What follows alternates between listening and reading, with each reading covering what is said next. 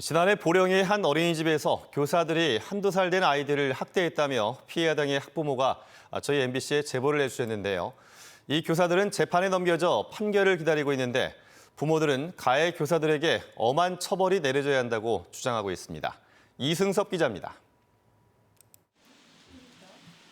보령에 사는 조모 씨는 1년 전 기억을 떠올릴 때마다 아립니다. 두 돌이 지난 아들이 다니던 공립 어린이집에서 아동 학대 정황이 포착됐고 자신의 아이도 피해를 입었다는 겁니다.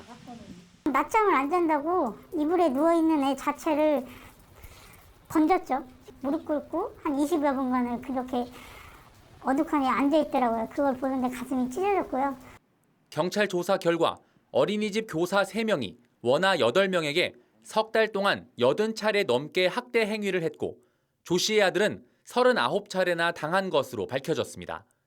모두 한두 살 난 갓난아이였지만 학대의 기억은 선명하게 남아 있습니다. 선생님이 던졌어? 아니야. 그러면?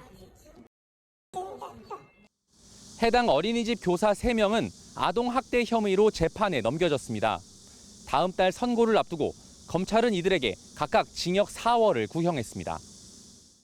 부모들은 일부 아동이 심리치료를 받을 정도로 온 가족의 후유증이 심각한데 정작 가해 교사의 처벌은 약하다고 주장합니다. 어린이들 때 받은 학대가 평생을 간다고 할 수도 있잖아요. 그런데 단지 그 구형 가장 센 게 징역 4월이라고 하는 것밖에 안 됐다는 것 자체가 인정할 수가 없고요.